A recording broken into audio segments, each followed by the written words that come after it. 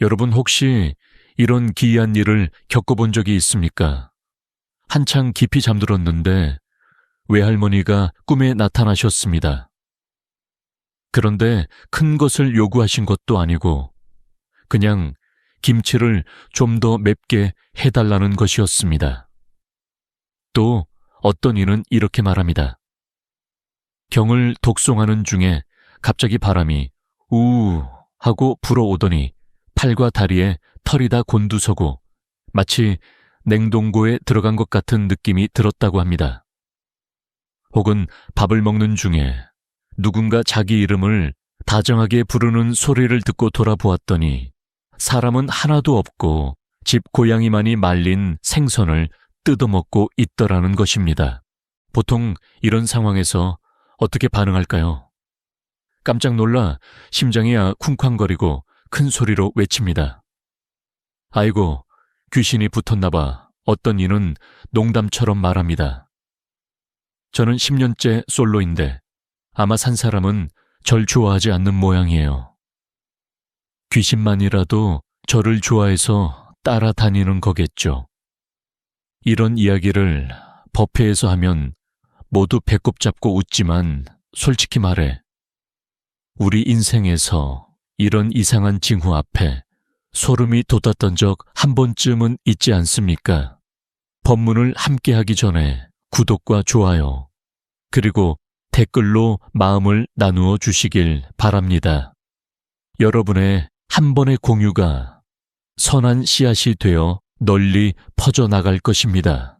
한국 사람들에게는 이런 이야기가 낯설지 않습니다. 어릴 때부터 할머니께 귀신 원혼 이야기를 들으며 자랐습니다. 집안에 불운이 겹치거나 일이 잘 풀리지 않으면 곧바로 죽은 이가 따라온다고 여겼습니다. 그래서 서둘러 무당을 불러 굿을 하게 하고 북치고 꽹과리치며 동네가 떠나가도록 법사를 치렀습니다. 의식이 끝나면 잠시 안도하지만 마음 한켠에서는 여전히 섬뜩합니다. 혹시 내일 또 따라오면 어떡하나 하는 두려움이 남아있는 것입니다. 여러분, 이렇게 들으면 웃기기도 하지만 사실 이것은 많은 사람 마음속에 자리한 아주 현실적인 두려움입니다. 어떤 이상한 징후, 등골이 오싹하다든지 돌아가신 분이 꿈에 나타난다든지 밤중에 알 수 없는 소리가 들린다든지 이런 일이 생기면 우리는 곧바로 귀신이라고 단정합니다. 그리고 귀신이라고 생각하는 순간 모든 것이 화근처럼 보이게 됩니다. 그렇다면 혹시 이런 징후들이 다른 의미를 가질 수도 있지 않을까요? 혹시 그것이 우리를 해치려는 귀신이 아니라 오히려 무언가를 일깨우고 도와주려는 존재일 수도 있지 않을까요? 불법에서는 부처님께서 말씀하시기를 음과 양은 결코 분리된 것이 아니라고 하셨습니다. 우리가 이어서 어떤 선행을 하게 되면 단 한 구절의 경을 독송하거나 단 한 번 부처님을 염불하는 것이라도 그 공덕은 나 혼자만이 누리는 것이 아니라 이미 세상을 떠난 이들에게도 전해집니다. 그래서 때로는 어떤 영가 혹은 원한 관계에 있던 영혼들이 우리가 독경할 때 저절로 찾아오기도 합니다. 특별히 부르거나 청하지 않아도 그들은 옵니다. 해치려고 오는 것이 아니라 그저 경전의 말씀과 진언의 빛을 듣고 스며들고 의지하기 위해 오는 것입니다. 어느 불자가 스님께 물었습니다. 스님, 제가 대비경을 독송하는데 갑자기 등골이 오싹해지고 너무 무서워서 중간에 멈춰버렸습니다. 그렇게 해도 괜찮을까요? 스님은 부드럽게 웃으시며 말씀하셨습니다. 얘야, 그것은 오히려 좋은 신호란다. 네가 지금 선한 에너지를 바라고 있기 때문에 영가들이 의지하려고 모여든 것이다. 그런데 네가 그 순간 독송을 멈춘다면 마치 손님이 집에 찾아왔는데 문을 닫고 내쫓는 것과 같다. 사실은 기뻐해야 한단다. 네가 그들에게 공덕을 베풀 기회를 얻은 것이니까. 그 말을 듣고 대중들은 모두 크게 웃으면서도 두려움이 한결 가벼워지고 마음이 한층 편안해졌습니다. 한국에는 천도제라고 불리는 전통이 있습니다. 이는 돌아가신 분들을 위해 극락왕생을 발언하는 의식입니다. 이런 법회 자리에서 많은 사람들이 차가운 기운이 느껴졌다거나 공간 안에 뭔가 다른 존재가 있는 것 같은 특별한 현존감을 경험했다고 말합니다. 하지만 그것을 귀신이나 마귀로 보는 대신 스님들은 이렇게 설명합니다. 그것은 바로 영가들이 공덕을 받기 위해 찾아온 것이라고. 같은 현상이라도 우리가 어떻게 바라보느냐에 따라 달라집니다. 그것을 두려움으로 보면 공포가 되지만 감사와 믿음으로 보면 오히려 안심이 되고 더 열심히 독송하게 되는 것입니다. 그렇다면 과학은 뭐라고 말할까요? 심리학자들은 이렇게 설명합니다. 우리가 아직도 누군가를 그리워하고 잠재의식 속에 그 사람의 모습이 깊이 남아있을 때 꿈에서 그들이 쉽게 재현된다고 합니다. 또한 마음이 긴장되면 몸이 쉽게 등골이 서늘해지거나 소름이 돋는다고 합니다. 이 설명은 일리가 있습니다. 하지만 만약 우리가 과학적인 해석에만 머무른다면 더 깊은 영적 의미를 놓치게 될 것입니다. 사실 꿈이나 이런 징후들은 우리에게 일가음을 주는 신호일 수 있습니다. 즉, 가족을 위해 염불을 잊지 말라, 그들을 위해 회향하라, 더 많은 공덕을 지어라 라는 자비로운 메시지일 수 있다는 것입니다. 그러므로 두려워하기보다는 이렇게 이해해야 합니다. 만약 음혼이 우리를 따른다면 그것은 우리가 수행할 수 있는 기회이며 그들을 돕는 기회이고 동시에 우리 자신이 더 큰 복을 쌓을 수 있는 기회입니다. 마치 어두운 밤의 등불과도 같습니다. 벌레들이 불빛에 모여드는 것은 등불이 그들을 해치기 때문이 아니라 빛 자체가 지닌 자연스러운 끌림 때문입니다. 우리의 마음이 밝아질수록 에너지는 더욱 커지고 그 무형의 존재들도 더욱 많이 찾아옵니다. 그러나 그것을 귀신이 들렀다라고 부르기보다는 오히려 좋은 인연이라고 불러야 합니다. 스님은 한 불자를 기억합니다. 그 불자는 웃으면서도 울며 이렇게 말했습니다. 스님, 저는 연애도 안 되고 결혼도 못했어요. 아마 귀신이 따라다니기 때문에 아무도 저를 데려가지 않는 것 같아요. 스님은 그 말을 듣고 웃음을 터뜨리며 이렇게 답했습니다. 만약 정말 귀신이 따라다닌다면 오히려 감사해야 한단다. 적어도 누군가는, 아니 귀신이라도 네가 사랑스럽다고 생각해서 따라다니는 거니까. 그렇다면 너도 가치 있는 존재라는 뜻이지 아무도 너를 안 본다는 게 아니란다. 이 말에 대중은 또다시 웃음을 터뜨렸고 분위기는 한결 가벼워졌습니다. 하지만 그 농담 속에는 깊은 진리가 숨어 있습니다. 우리는 흔히 모든 것을 귀신 탓, 운명 탓으로 돌리지만 사실은 자신의 업력과 삶의 방식이 행복을 결정하는 것입니다. 그러므로 당황하거나 두려워하기보다는 합장하고 이렇게 염해야 합니다. 관세음보살, 이 한마디는 단지 스스로를 안심시키기 위한 것이 아닙니다. 그 자비로운 에너지를 지금 함께 있는 보이지 않는 존재들과도 나누는 것입니다. 그들이 그 위로를 받으면 더 이상 우리를 두렵게 하지 않고 오히려 보이지 않는 동반자가 되어 우리와 함께 복을 쌓고 수행의 길을 나아가게 됩니다. 두려워하지 마십시오. 미소를 지으십시오. 그리고 기억하십시오. 보이지 않는 존재가 따른다고 해서 반드시 재앙이 되는 것은 아닙니다. 어쩌면 그것은 우리와 그들이 함께 안락을 얻을 수 있는 복된 인연일지도 모릅니다. 대중 여러분, 우리가 자주 빠지는 착각이 하나 있습니다. 이상한 현상이 나타나면 곧바로 귀신 탓으로 돌린다는 것입니다. 그러나 차분히 관찰해 보면 모든 일에는 원인이 있습니다. 어느 날 한 불자가 스님께 물었습니다.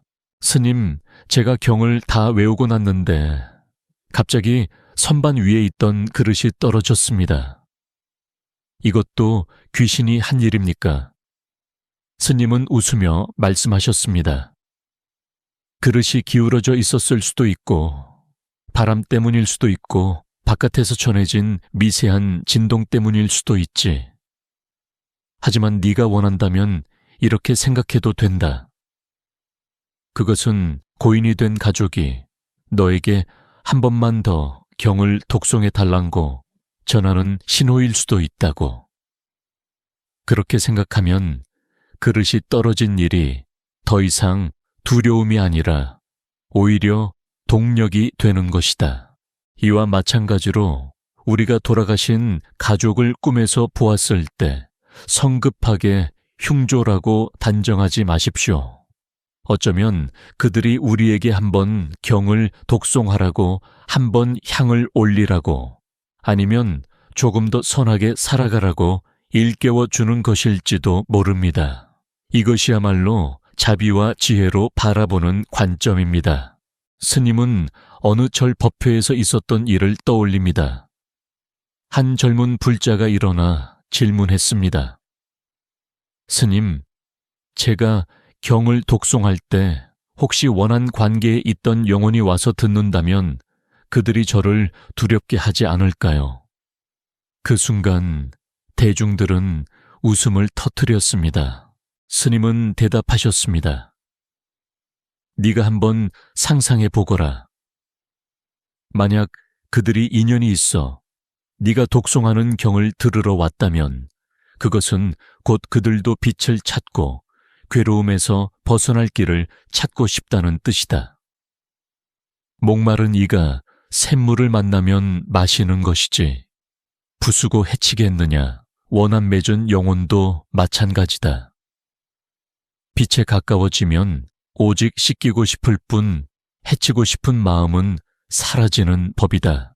그 말을 들은 사람들은 모두 안도의 한숨을 내쉬었습니다. 두려움에서 벗어나 한결 가벼워진 것입니다. 이것이 바로 전환의 힘입니다. 두려움에서 평안으로, 의심에서 믿음으로, 당황스러움에서 수행의 기회로 전환되는 것입니다. 우리 전통에는 천도제라 불리는 의식이 있습니다. 매번 이 법회를 열 때 많은 사람들이 차가운 기운을 느꼈다거나 공간 안에서 뚜렷한 존재감을 경험했다고 전합니다. 이해하지 못하면 귀신이 괴롭힌다고 생각할 수 있습니다. 그러나 불법을 아는 이들은 그것이 바로 영가들이 공덕을 받으러 온 것임을 압니다. 그것은 두려워할 일이 아니라 오히려 우리의 정성이 감응했다는 증거입니다. 스님은 종종 이렇게 비유하시곤 합니다. 음과 양은 모두 손님과 같다. 손님이 집에 찾아오면 두 가지 선택이 있다. 문을 닫고 소리 지르며 두려워할 수도 있고, 문을 열어 밥을 함께 나누고 향을 피우고 경을 들려줄 수도 있다. 어느 쪽이 더 평안하겠는가? 대부분은 고개를 끄덕입니다. 왜냐하면 누구나 알기 때문입니다. 두려움은 불안을 키우지만 마음을 열면 평안이 찾아온다는 것을. 어느 집안에 이런 이야기가 있었습니다. 아버지가 돌아가신 뒤 가족들은 매일 밤마다 그가 꿈에 나타나는 것을 보았습니다. 막내딸은 너무 무서워 밥도 먹지 못하고 잠도 이루지 못해 결국 무당을 찾아갔습니다. 무당은 큰 제사를 지내야 한다며 돼지와 닭을 잡아 제물을 바치라고 했습니다.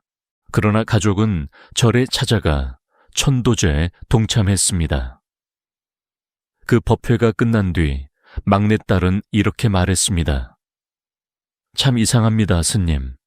그날 밤 아버지가 꿈에 나타나셨는데 예전처럼 괴로운 얼굴이 아니라 환하게 웃고 계셨어요. 그 후로 그녀는 더 이상 두려워하지 않았습니다. 아버지를 그리울 때마다 합장하고 염불하며 회향했습니다. 이 이야기가 우리에게 무엇을 보여줄까요? 죽은 이가 따른다는 것이 단순히 검은 그림자가 달라붙는 것이 아니라는 것입니다. 그것은 바로 우리의 가족일 수도 있고 원한 관계에 있던 영혼일 수도 있으며 아직 해탈하지 못한 중생일 수도 있습니다. 그들은 해치기 위해 오는 것이 아니라 작은 빛 한 줄기를 구하기 위해 오는 것입니다. 우리가 마음을 열고 받아들일 수 있다면 그들은 오히려 우리의 수행을 도와주는 인연이 됩니다. 과학은 꿈을 잠재의식의 산물로 설명합니다. 차가운 기운은 신경계의 반응 때문이고 그릇이 떨어지는 것은 진동 때문이라고 합니다. 이런 설명은 모두 일리가 있습니다. 그러나 불법은 그보다 더 깊은 의미를 보여줍니다. 이런 현상들 뒤에는 음과 양, 산 사람과 이미 세상을 떠난 이들 사이에 깊은 인연이 숨어 있다는 것입니다. 그리고 무엇보다 중요한 것은 불법은 우리에게 어떻게 대처해야 하는지를 가르쳐 줍니다. 두려워하거나 도망치는 것이 아니라 그것을 수행의 기회로 전환하는 것입니다. 어느 날 또 다른 사람이 스님께 여쭈었습니다. 스님, 그렇다면 제가 그들을 초대해서 함께 경을 독송해도 됩니까? 스님은 웃으며 대답하셨습니다. 굳이 초대하지 않아도 이미 그들은 와 있다. 네가 초대하면 그것은 예의일 뿐 초대하지 않아도 그들은 온다. 그러니 가장 좋은 방법은 진심으로 경을 독송하고 그 공덕을 회향하는 것이다. 그러면 음과 양이 모두 이익을 얻지 복잡한 의식은 필요 없다. 여기서 중요한 것은 바로 마음입니다. 우리가 자비로운 마음을 지니고 있다면 죽은 이의 존재는 더 이상 두려운 것이 아닙니다. 그들이 찾아와도 우리는 그들을 손님처럼 맞이할 수 있습니다. 비록 보이지 않는 손님이지만 그들도 중생이며 길을 찾기 위해 경 한 구절, 부처님 연불 한 소절이 필요한 존재입니다. 우리가 그들을 돕는 것은 곧 우리 자신을 닦는 것이기도 합니다. 어떤 이가 스님께 이렇게 물었습니다. 스님, 그러면 구체적으로 죽은 이가 따른다는 징후가 있습니까? 스님은 말씀하셨습니다. 있다. 그러나 그것을 너무 심각하게 생각하지 말아라. 그것은 반복적으로 돌아가신 가족을 꿈에서 보는 것일 수도 있고, 독송할 때 살짝 차가운 기운을 느끼는 것일 수도 있다. 혹은 마음속이 울려서 갑자기 합장하고 기도하고 싶어지는 순간일 수도 있다. 이 모든 것은 다 기회이다. 네가 그것을 어떻게 쓰느냐에 따라 복이 되기도 하고 장애가 되기도 한다. 그러므로 스님은 이 부분을 이렇게 마무리하고 싶습니다. 이상한 징후를 두려워하지 마십시오. 그것을 수행과 연불 회향의 기회로 여기십시오. 그렇게 한다면 죽은 이가 우리를 따른다 하더라도 그것은 우리를 얽매는 존재가 아니라 오히려 우리를 도와주는 존재가 될 것입니다. 향 한 자루를 피우고 부처님 명호 한 번을 염하면 그것은 우리 마음만을 편안하게 하는 것이 아니라 지금 함께 있는 영가들의 마음도 편안하게 합니다. 이것이 바로 어둠을 빛으로 바꾸고 두려움을 평안으로 바꾸며 원한을 호법으로 바꾸는 길입니다. 대중 여러분, 한번 생각해 보십시오. 우리 삶 속에서 얼마나 많은 순간들을 스스로 괴롭게 만들었습니까? 단지 상상 때문이었습니다. 밤에 누워있는데 마당에서 쿡쿡 소리가 들리면 우리는 깜짝 놀라며 아이고 귀신이 문을 두드리나 보다 하고 두려워합니다. 하지만 아침에 나가보면 고양이가 쥐를 쫓고 있었던 것뿐입니다. 또는 경을 독송하는데 부엌에서 쾅 하는 소리가 나면 모두가 눈을 크게 뜨고 벌벌 떨며 영혼이 나타났다고 생각합니다.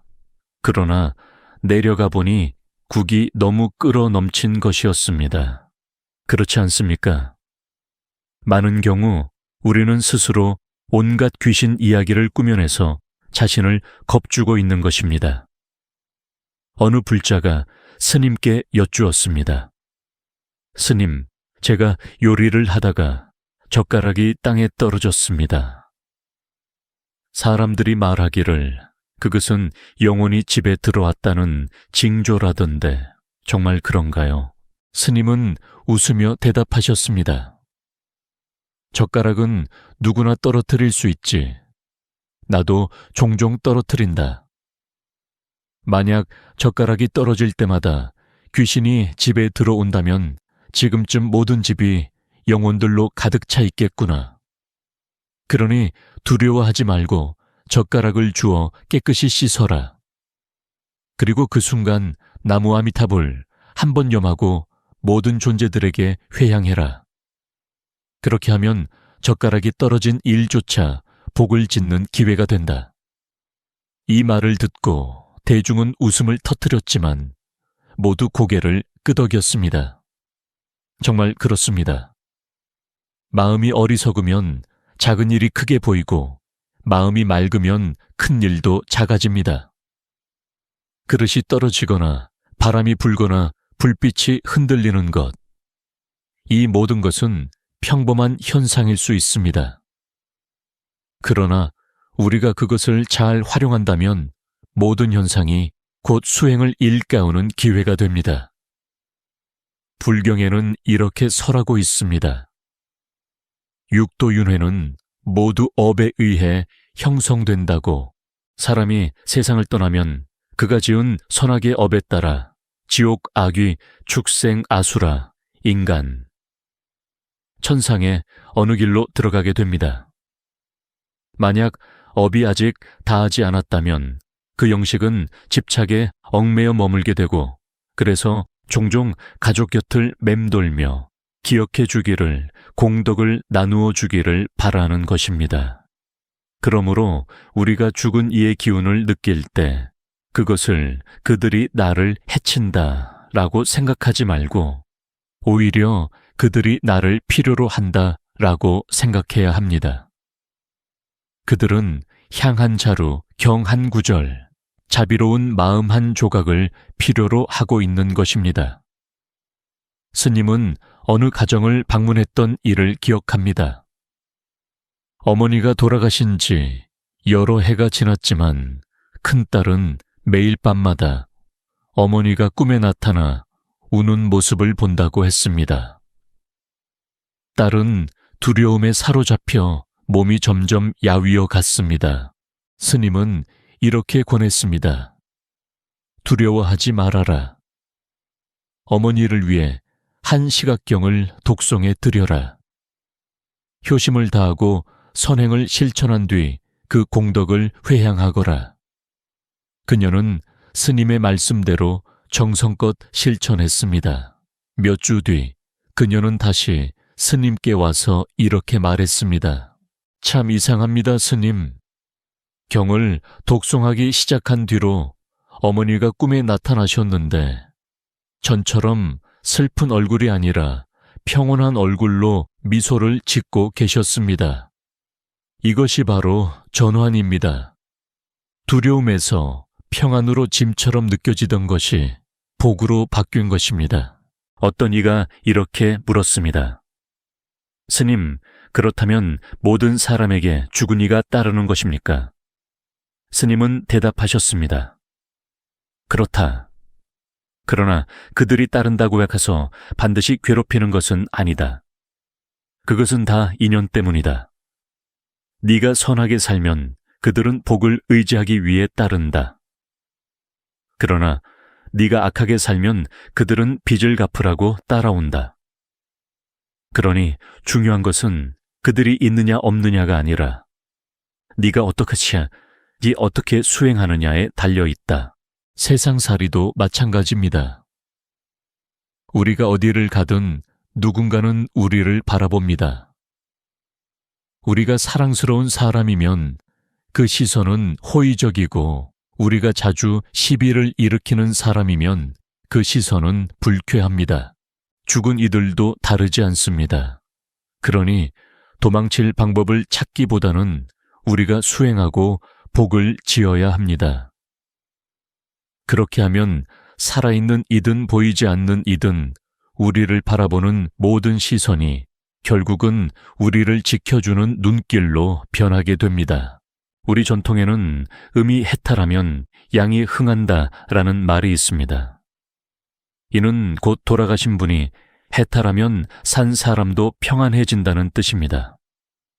사실 이것은 한 가지 진실의 두 측면일 뿐입니다. 우리가 고인을 위해 회향할 때 우리의 마음은 열리고 자비의 에너지가 퍼져나갑니다. 그 순간 우리 자신도 이익을 얻게 되는 것입니다. 그러므로 죽은 이가 따른다는 것을 짐처럼 여기지 말고 오히려 수행과 회향으로 이끄는 초대라고 생각해야 합니다. 그리고 스님은 이 점을 다시 강조하고 싶습니다. 두려움을 쇠사슬로 만들지 마십시오. 그것을 수행의 기회로 바꾸십시오. 이상한 징후를 볼 때마다 합장하고 관세음 보살을 염하십시오. 그 한마디는 단지 우리의 마음을 진정시키는 것에 그치지 않고 동시에 영가들에게 안락의 문을 열어줍니다. 그 순간 두려움은 사라지고 남는 것은 오직 평안뿐입니다. 사랑하는 대중 여러분, 스님이 여러 번 강조하고 싶은 것이 있습니다. 두려움은 결코 우리를 어둠에서 벗어나게 하지 못합니다. 오직 빛만이 그것을 가능하게 합니다. 마치 어두운 방 안에서 우리는 귀신이 있다고 생각하며 밤새 벌벌 떨 수 있습니다. 그러나 단지 등불 하나만 켜면 모든 것이 사라집니다. 그 등불이란 곧 우리의 정념, 우리의 수행의 공덕, 그리고 자비로운 마음입니다. 그렇다면 죽은 이가 따른다는 징후가 나타날 때 우리는 어떻게 해야 할까요? 누구나 실천할 수 있는 3가지 간단한 단계가 있습니다. 첫 번째 단계 마음을 차분히 지키는 것입니다. 소리 지르거나 당황하거나 도망치지 마십시오. 두려워하면 할수록 불안한 에너지는 더 커지고 그 에너지가 오히려 더 많은 불안을 끌어옵니다. 스님은 늘 이렇게 농담하시곤 합니다. 귀신은 아직 오지 않았는데 두려움에 벌써 심장이 튀어나올 지경이지. 차분해야만 우리는 상황을 밝게 볼 수 있습니다. 두 번째 단계, 연불독경 진언을 하는 것입니다. 복잡할 필요 없습니다. 나무 아미타불 이나 관세음 보살 한마디면 충분합니다. 우리가 염하면 마음은 고요해지고 선한 에너지는 퍼져나갑니다. 그러면 영가들도 그 소리를 듣고 자비를 느끼며 점차 평온해집니다. 산 사람도 평안하고 죽은 이도 평안해지는 것입니다. 음과 양이 함께 이익을 얻습니다. 세 번째 단계, 공덕을 회향하는 것입니다. 염불이나 독경 후에는 반드시 회향을 하십시오. 회향은 내 몫을 잃는 것이 아니라 오히려 복이 더 넓어지는 길입니다. 우리가 모든 중생들에게 곁에 있는 영가들에게 회향할 때 우리의 마음은 열리고 복덕은 더 커집니다. 이것이 바로 죽은 이가 따르는 존재를 죽은 이가 돕는 존재로 바꾸는 길입니다. 스님은 어느 날 한 연세 많은 불자가 절에 와서 하소연하던 일을 기억합니다. 스님, 저는 돌아가신 남편을 자꾸 꿈에서 봅니다. 늘 침대 머리맡에 서 계시는데 얼굴이 너무 슬퍼 보여서 저는 무서워서 잠도 못 잡니다. 스님이 물었습니다. 그럴 때마다 염불하고 남편에게 공덕을 회향해 주었습니까? 그 여인은 대답했습니다. 아니요, 스님. 저는 그저 두려워할 뿐이었습니다. 스님은 미소 지으며 말씀하셨습니다. 이제부터는 남편을 꿈에 뵐 때마다 합장하고 염불하십시오. 그리고 속으로 이렇게 말해 보십시오. 이 공덕을 남편께 회향하여 평안을 얻으시길 바랍니다. 그렇게 하십시오. 몇 달 뒤 그녀는 다시 절에 와서 눈물을 글썽이며 말했습니다. 스님 말씀대로 했더니 남편이 여전히 꿈에 나타나지만 이번에는 얼굴이 환하고 평안해 보였습니다. 저는 더 이상 두렵지 않습니다.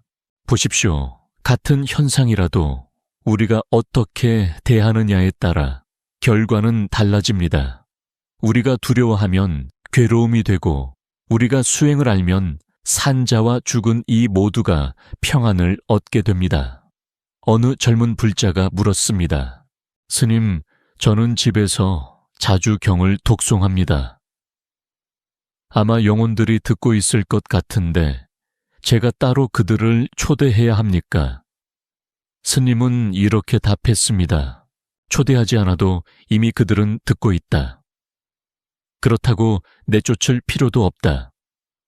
그들은 너를 해치지 않는다. 그러니 그저 진심으로 독송하고 회향하라. 그러면 음과 양 모두 이익을 얻게 된다. 우리 전통에서 가족이 천도제를 지낼 때는 보통 지장경을 독송하고 부처님의 명호를 염송하며 향 한 자루를 피우고 흰 쌀밥 한 그릇을 올립니다. 이 행위들은 단순하면서도 깊은 뜻을 담고 있습니다. 흰 쌀밥은 청정한 마음을 상징하고 향은 하늘로 오르는 원력을 상징합니다. 돌아가신 분은 그것을 의지해 평안을 얻고 산 사람은 그것을 통해 수행을 잊지 않게 됩니다. 스님은 대중들에게 자주 이렇게 권하십니다.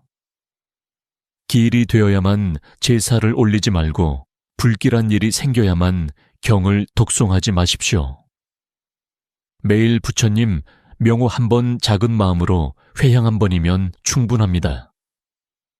그렇게 하면 우리 삶 전체가 끊임없는 천도제가 되는 것입니다. 그렇게 살면 죽은 이들이 우리를 해치는 것이 아니라 오히려 도반이 되고 호법이 되는 것입니다. 어떤 이는 이렇게 말합니다. 스님, 저는 경도 외울 줄 모르고 진언도 알지 못합니다. 그럼 어떻게 해야 합니까? 스님은 말씀하셨습니다. 괜찮습니다. 그저 합장하고 선한 마음을 향해 관세음 보살을 온 마음으로 염하면 됩니다.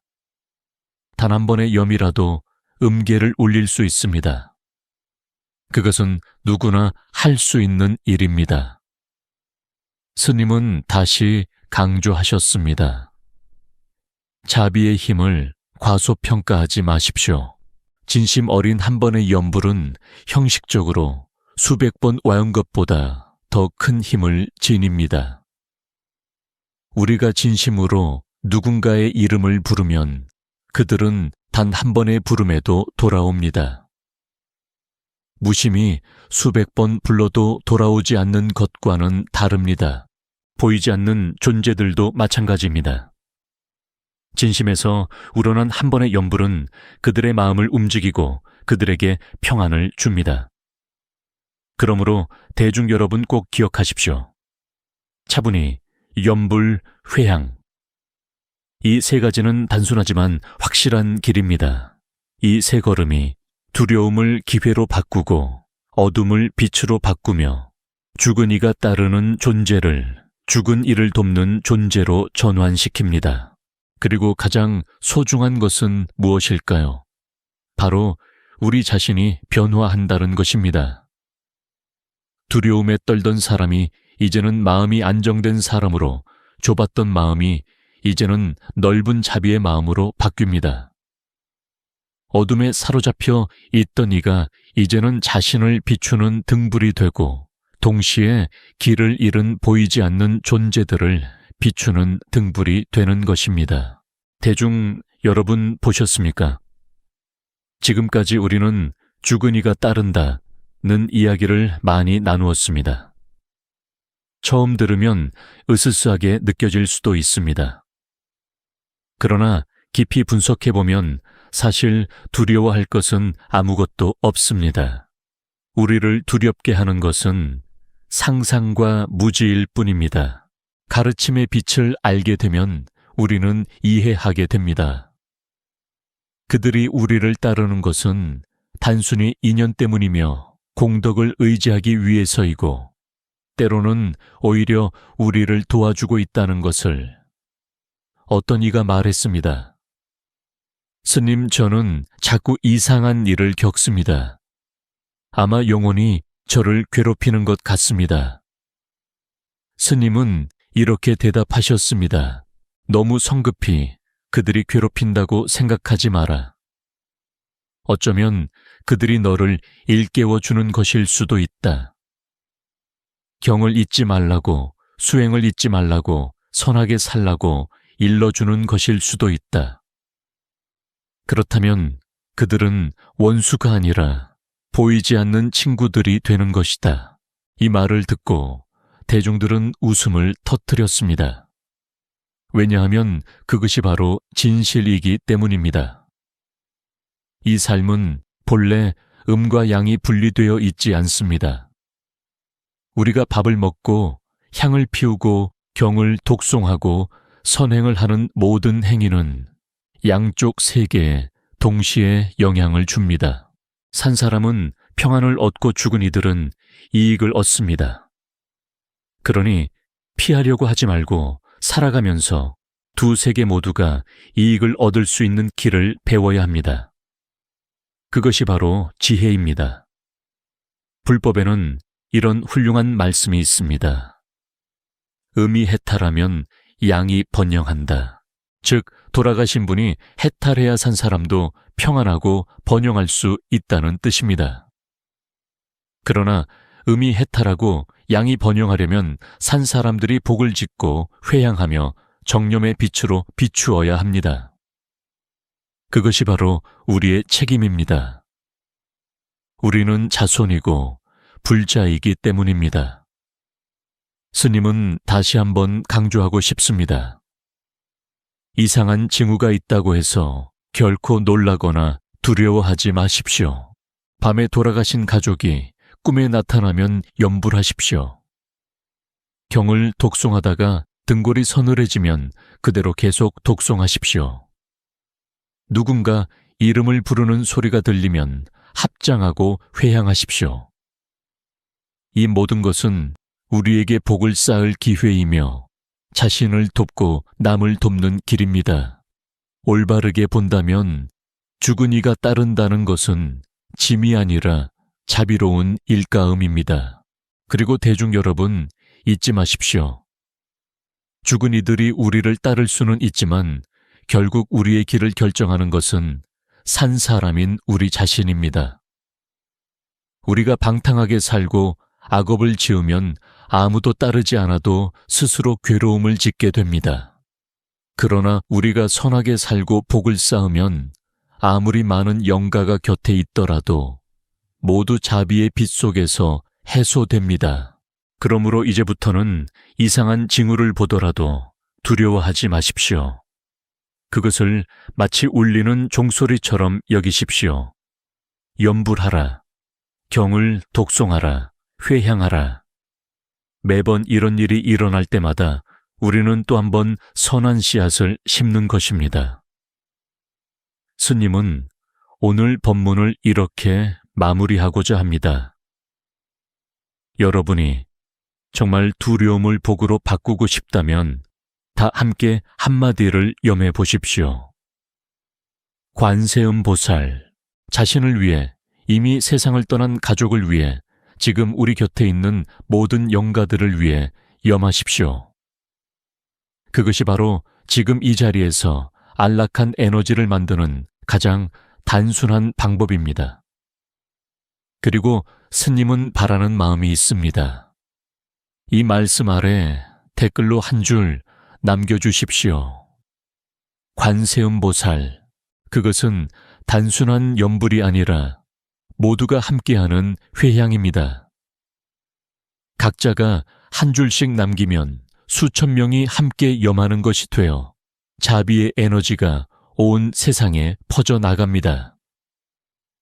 음계와 양계 모두가 그 이익을 얻게 됩니다. 모든 대중 여러분께 축원합니다.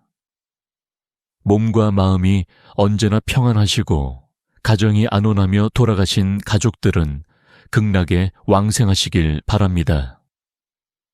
그리고 모든 중생들이 자비의 빛 속에서 함께 이익을 얻기를 바랍니다. 나무 아미타불